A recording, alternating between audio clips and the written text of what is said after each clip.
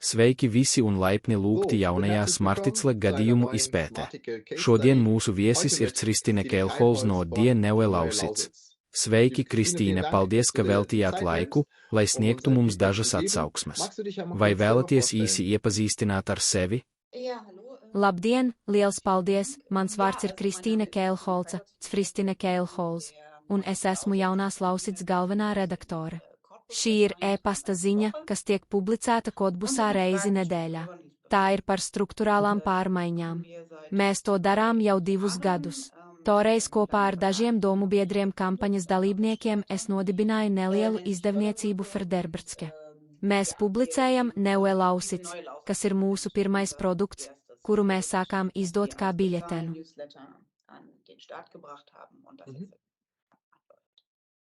Lieliski, paldies!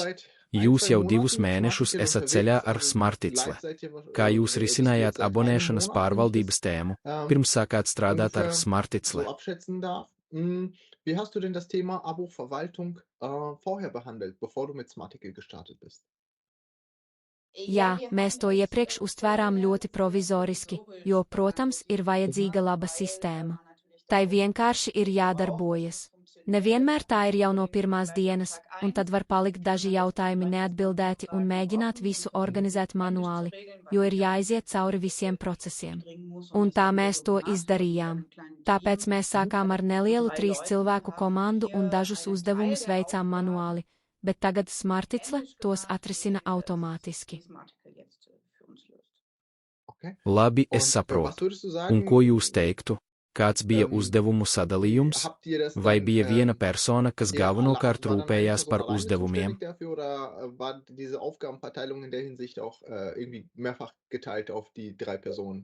Tas jau bija sadalīts starp 3 cilvēkiem, tātad būtībā, protams, satura radīšana.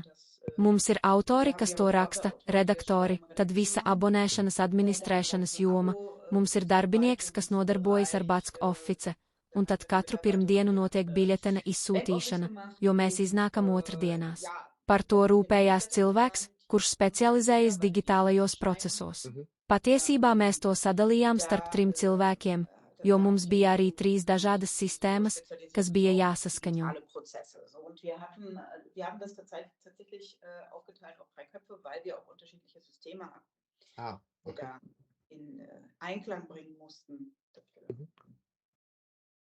Labi, un kad pagājušā gada beigās saskārāties ar Smarticle, kas jūs sākotnēji ieinteresēja par Smarticle kopumā?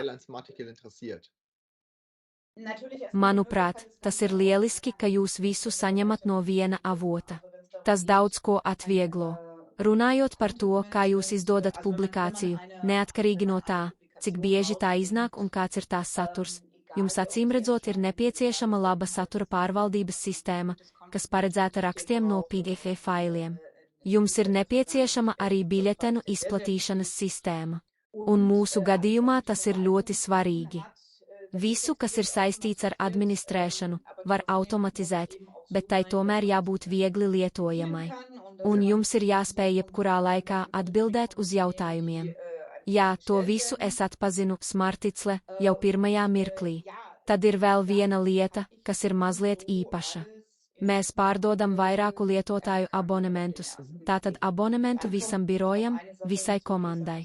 Licences var saņemt 15 cilvēki vai 5 cilvēki, atkarībā no tā, kur tas ir. Ar to mums veicas ļoti labi. Administrēšanas sistēmai ir jāspēj to arī kartēt.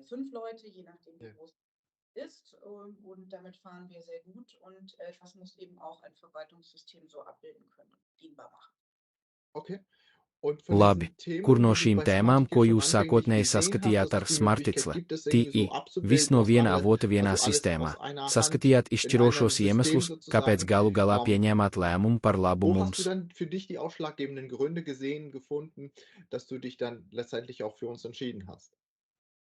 Bija arī dažas lietas, kuru mums vienkārši vēl nebija, piemēram, abonēšanas veikals, ko mēs arī darījām manuāli, un tas darbojas tik ilgi, kamēr esi reģionāls medijs un daudzi cilvēki tevi jau pazīst. Bet, kad ir jāpalielina sasniedzamība ārpus šī nelielā sākotnējā klientu loka, tad, protams, ir nepieciešami arī profesionāli procesi, un tur abonēšanas veikalam ir liela jēga, un tas ir tas, kas ir smarticle. Un tad, protams, savienojums, tātad kāds nāk un nopērk abonementu, un tas uzreiz nonāk sistēmā, un lasītājs uzreiz saņem jaunumus. Tātad, ja tas šādi darbojas, tad, protams, tas ir kaut kas tāds, kas ļoti atvieglo mūsu darbu, un tad mēs varam koncentrēties uz to, ko esam iecerējuši darīt, proti, uz laba satura izpēti. Tātad jā, šī saikne starp abonēšanas veikalu, administrēšanu un nosūtīšanu un tīmekļa vietni, kas piedāvā mūsu klientiem labu pārskatu, manuprāt, tā ir ļoti svarīga. Also ja, also diese Verbindung aus Abo-Shop, Verwaltung und Versand und einer Website mit einer guten Übersicht, die unseren Kunden eine gute Übersicht bietet. Ja. Das fand ich schon ausschlaggebend, ja. Okay, Labi, labi. Kā jau iepriekš teicu, jūs ceļosiet ar mums 2 mēnešus. Uzņemšana bija iepriekš. Kā jūs uztvērāt sadarbību, jo īpaši attiecībā uz uzņemšanu darbā? Kā jums tas bija? Insbesondere was das Onboarding betrifft. Wie war das für dich? Tātad sadarbība ir ļoti laba. Es arī jūtu, ka esmu labās rokās ar procesiem, kur, protams, jums nav pilnīga priekšstata par detaļām.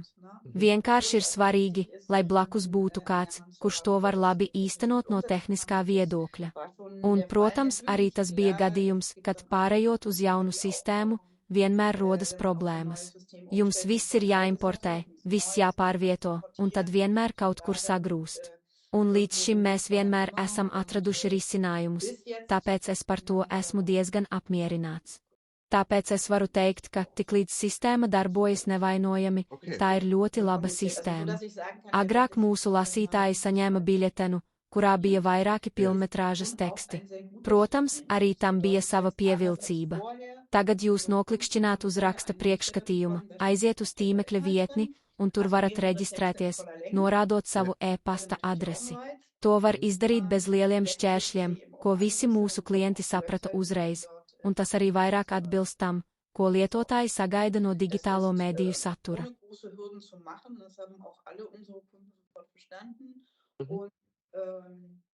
Es entspricht auch ein Stück weit mehr dem, was Nutzer von Medieninhalten digitaler Art inzwischen ja auch gewohnt sind.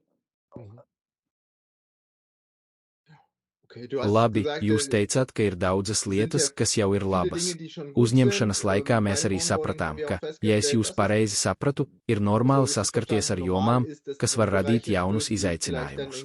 Līdz šim mēs vienmēr esam atraduši risinājumus, bet esmu arī dzirdējis, ka vēl ir dažas lietas, kuras var optimizēt, un mēs plānojam arī onboarding videoklipus, lai palīdzētu to izdarīt. Kā jūs teiktu, kurā no šīm jomām jūs šobrīd saskatāt vislielāko pievienoto vērtību, kas jums jau šobrīd ir izdevīga?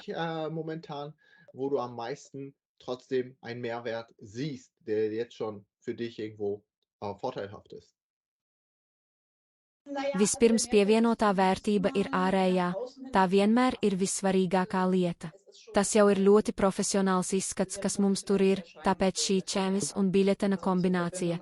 Tas, kā tas izskatās, ir ļoti labi, un tas ir vienkāršs izskats, tā ir skaidra struktūra, kas arī ļoti labi atbilst mūsu saturam. Tā jau ir pievienotā vērtība, un arī ārēji šī lietojamība mūsu lasītājiem. Kā es to aprakstīju, viņi var vienkārši uzklikšķināt, mēs uzskatām, ka tas ir labi. Un tad, protams, vissvarīgākais mūsu procesiem ir tas, ka mēs esam neliela komanda. Mēs joprojām esam salīdzinoši jauns medijs, kas vēl tikai veidojas un kļūst arvien pazīstamāks, un tas, protams, nes līdzi daudz jaunu uzdevumu. Tev nav brīvības uztraukties par tehniskām detaļām, tāpēc esi laimīgs, ja tev ir sistēma, kas labi darbojas. Kā jau teicu, tā vēl nedarbojas pilnīgi gludi, bet līdz šim radušās problēmas ir atrisinātas, tāpēc esmu par to ļoti pārliecināts.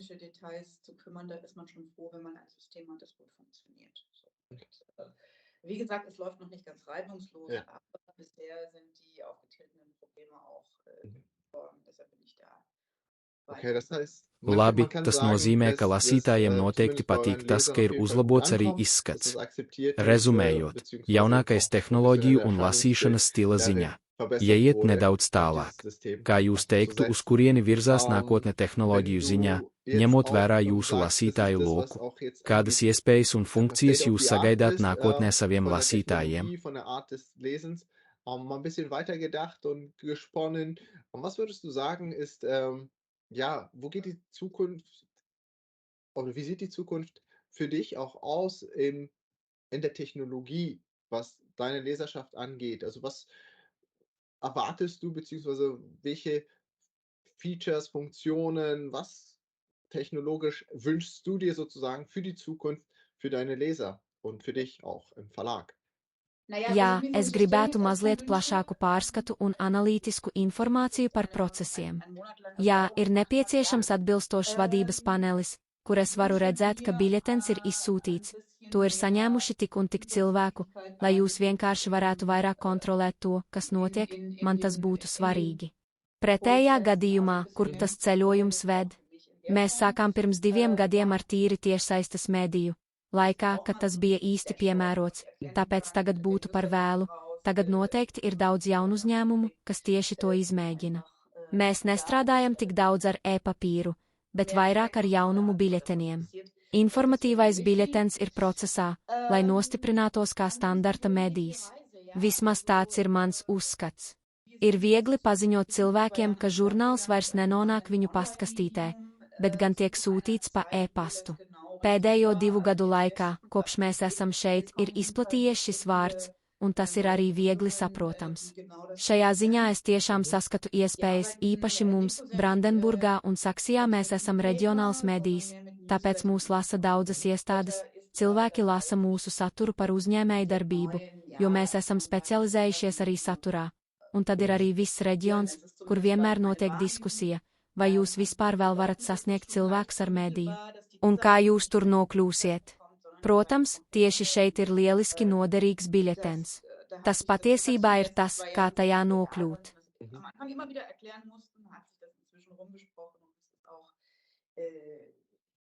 Es ist auch leicht verständlich. Insofern sehe ich da wirklich Möglichkeiten, gerade für uns. Wir sind ein regionales Medium in Brandenburg und Sachsen, also uns lesen viele Behörden. Leute lesen unsere Inhalte dienstlich, weil wir uns da auch inhaltlich drauf spezialisiert haben. Und dann ist da aber eben auch noch eine ganze Region, wo immer wieder die Diskussion jetzt kommt über, kann man denn mit Medien da überhaupt noch Leute erreichen? Und was denn und wie kommt man da ran? Und da ist natürlich so ein Newsletter klasse. Das ist eigentlich das Ding, um da reinzugehen. Ja, auszudrücken. Okay, Labi, spannend. interesanti.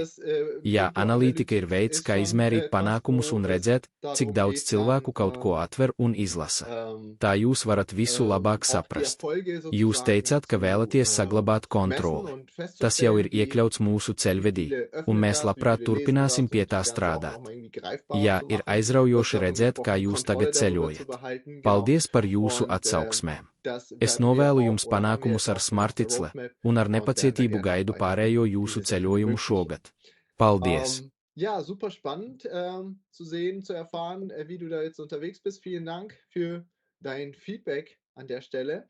Und ja, wünsche dir weiterhin viel Erfolg mit Smarticle, mit uns und freue mich auf die weitere Reise, auch die wir vor uns haben in diesem Jahr. Vielen Dank. Okay, danke schön.